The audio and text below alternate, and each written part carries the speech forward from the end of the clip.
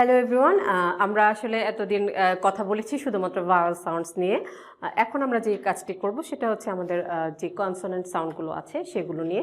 তো এক্ষেত্রে কনসোনেন্ট সাউন্ডসের ব্যাপারে যে বিষয়টা চলে আসে, আমি এই পর্যন্ত যা কমেন্টস বা অন্য জায়গাগুলোতে যা দেখেছি সেটা হচ্ছে যে কনসোনেন্ট যেমন আমাদের ভাওয়েল সাউন্ডসের ক্ষেত্রে বিষয়টা আসে যে ইউ কেন ইউনিভার্সিটি না বা ওই ইংলিশ কেন না, এরকম কিন্তু কিছু বিষয় কনসোনেন্টের বেলায়ও আছে। যেমন আমাদের লেটার আছে সি, লেটার আছে সি। সো এই সি নিয়ে অনেকেই কনফিউজড, কারণ হচ্ছে সি এর সাউন্ড যখন আপনি দেখবেন যে কোনো জায়গাতে সি এর সাউন্ড দেখবেন, সেটার সাউন্ড সিম্বল থাকে হচ্ছে কে। সি এর জন্য সাউন্ড সিম্বল হচ্ছে কে, এরকম একটা কে থাকে যেটার সাউন্ড আমরা এইভাবে করি ক, সাউন্ডটা হয় ক।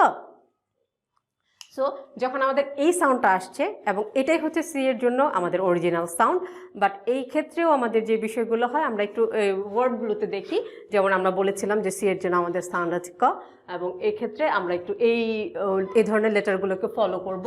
That is cat, can, cap. Again I repeat, cat, can, cap. So এখানে দেখেন প্রতিটা ক্ষেত্রে আমরা এখানে উচ্চারণ করছি হচ্ছে সি এর সাউন্ড ক।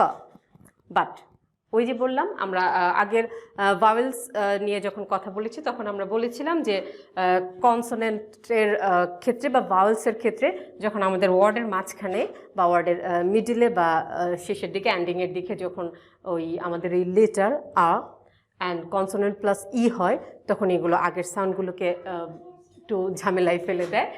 দেখুন এখানে আমাদের কনসোনেন্ট ছিল হচ্ছে সি, এরপরে আছে আমাদের ই, কনসোনেন্ট প্লাস ই, যে কারণে আমরা এটাকে ক্যালফোন বলতে পারছি না, আমাদের এখানে বলতে হচ্ছে cellphone. Again I repeat, cellphone. Why? কারণ হচ্ছে এখানে আমাদের ছিল হচ্ছে কনসোনেন্ট, তারপর হচ্ছে ই। দেখুন এরপরে আরেকটা অংশ দেখুন, এখানে সিই, এখানে কনসোনেন্ট প্লাস ই আছে, কনসোনেন্ট প্লাস ই আছে, এবং সেই সাথে আমাদের লেটার আ। দ্যাট ইজ যখন আমরা এটাকে উচ্চারণ করব সেটা হবে হচ্ছে সালাই। আই রিপিট সালাই, আই রিপিট সালাই। হোয়াই? কারণ হচ্ছে এখানে কনসোনেন্ট প্লাস ই আছে এবং ডেফিনেটলি এখানে আর আছে, সো আমাদের সাউন্ড চেঞ্জ করে আমাদেরকে বলতে হবে। এবং সি এর সাথে আরেকটা অংশ চলে আসে, যখন এই সি এর সঙ্গে এইচ হয়, সি এর সঙ্গে এইচ হয়। আমি সাউন্ড যখন আমরা ফনেটিক্স যখন আমরা পড়েছি বা ফেনোমি চার্টটা যখন আমরা দেখিয়েছিলাম, সেখানে আমাদের একটা সাউন্ড ছিল ছ, আমি বলেছিলাম ছ। সো সি এর সঙ্গে যখন এইচ হচ্ছে তখন এই সাউন্ডটা প্রডিউস হচ্ছে ছ। দেখুন CHAIN, chain. I repeat chain, I repeat chain. হ্যাঁ, এই CH আবার ক হয়ে যাচ্ছে কখন? কারণ হচ্ছে এখানে আছে কনসোনেন্ট প্লাস ই, এখানে আছে আ। সো এখানে আমরা বলতে পারছি না ছ্যারেকটা, কারণ এখানে আমাদেরকে বলতে হচ্ছে খ্যারেকটা। হোয়াই? কারণ কনসোনেন্ট প্লাস ই আছে এবং সেই সাথে আছে আ, যে কারণে আমাদের এখানে বলতে হচ্ছে খ্যারেকটা। অ্যাগেইন আমাদের এরকম আরেকটি কনসোনেন্ট সাউন্ড হচ্ছে জি, যেটার জন্য আমরা সাউন্ড করি গ। জি এর জন্য আমরা সাউন্ড করছি গ, কিন্তু তার মানে এই নয় যে জি এর অন্য কোনো সাউন্ড হচ্ছে না। আমরা একটু খেয়াল করলে দেখব, প্রথমে আমরা জি এর গ সাউন্ডটা নিয়ে করছি gap, goat, gat, gap, goat, gat, gap, goat, gat. এখানে প্রত্যেকটা ক্ষেত্রে আমাদের জি এর জন্য সাউন্ড হচ্ছে গ। এখন দেখুন আমাদের এই কনসোনেন্ট প্লাস ই এর জন্য এখানে যখন আমরা লিখছি GIBBE, that is consonant plus e a, এই পুরো অংশটাকে এখানে যখন আমরা সাউন্ড করতে যাচ্ছি তখন আমাদেরকে বলতে হচ্ছে jib. The sound is jib, the sound is jib. And consonant plus e, consonant plus e, the sound is gentle, the sound is gentle. এবং আমাদের আরেকটা ব্যাপার খেয়াল করতে হবে, জি এর সঙ্গে যখন এইচ আসছে, আমরা বাঙালিরা শক্ত করে উচ্চারণ করার জন্য আমরা জি এর সঙ্গে এইচ দিয়ে সেটাকে গ সাউন্ড থেকে ঘ সাউন্ড বানিয়ে দিচ্ছি। বাট আমাদেরকে মনে রাখতে হবে ঘ বলে কোনো সাউন্ড আসলে আমাদের ওই ফনেমি চার্টে নেই। সো আমরা ঘ বলে কোনো সাউন্ড করতে পারছি না, দুঃখিত।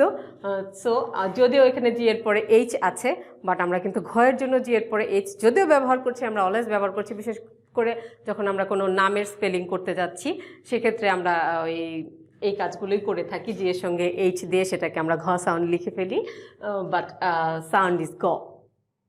আমাদের মাথায় রাখতে হবে দ্য সাউন্ড ইজ গ। সো এখানে আমরা যখন এই ধরনের ওয়ার্ডগুলোকে উচ্চারণ করব জি এইচ, দ্যাট ইজ আমরা এটাকে কখনোই ঘানা বলতে পারবো না, আমাদেরকে বলতে হবে গানা। সো আমি আবারও বলছি, I repeat, please listen carefully, that is G এর সঙ্গে যখন এইচ আসছে আমরা বাংলার মতো করেই উচ্চারণ করার চেষ্টা করছি, দ্যাট ইজ যে যখনই কোনো শক্ত কোনো সাউন্ড আসে আমরা তার সঙ্গে এইচ যুক্ত করে দিই, তখন আমরা এটাকে এভাবে বলে ফেলি, যেমন ঘ গ থাকলে ওটাকে এর সাথে একটা এইচ যুক্ত করে বলে ফেলি ঘ, বাট এটা এরকম হবে না বিষয়টা, দ্যাট ইজ জি এর সঙ্গে এইচ আছে, সো GHANA আমরা কখনোই বলতে পারবো না ঘানা, আমাদেরকে উচ্চারণ করতে হবে গানা। হ্যাঁ, সেক্ষেত্রে এরকম আরও যদি কিছু হয়, তো এখানে দেখুন জি এর সঙ্গে এইচ দিয়ে আমরা ই দিয়েছি, সো এটাকে আমরা কখনোই ঘি বলতে পারছি না, দুঃখিত, এখানে আমাদেরকে বলতে হবে ঘি। সো আমাদের মাথায় রাখতে হবে যে যখন আমরা কনসোনেন্ট সাউন্ডগুলো করব, আমি আবারও বলছি আপনারা দয়া করে যখনই কোনো নতুন সাউন্ড দেখবেন বা শুনবেন একটু কষ্ট করবেন, অক্সফোর্ড ডিকশনারিটাকে ব্যবহার করার চেষ্টা করবেন। আমরা ভবিষ্যতে আমাদের ইচ্ছা আছে আমরা কিভাবে অক্সফোর্ড ডিকশনারিটাকে ব্যবহার করতে হয় সেটা আপনাদেরকে আমরা দেখিয়ে দেব, কারণ আমি বারবার বলছি যে আপনারা English to English Oxford advance learner's ডিকশনারিটা ব্যবহার করুন, বাট ডিকশনারিটা দেখে অনেকে আসলে ভয় পেয়ে যান। আমি অনেক জায়গাতেই শুনেছি যে ইংলিশ টু ইংলিশ আসলে কীভাবে উচ্চারণ করব। সো আমরা নেক্সট চেষ্টা করব আপনাদের সামনে যেন অক্সফোর্ড অ্যাডভান্স লার্নার্স ডিকশনারিটা কীভাবে ইউজ করা যায় সেটা নিয়ে কাজ করা যায়। ধন্যবাদ।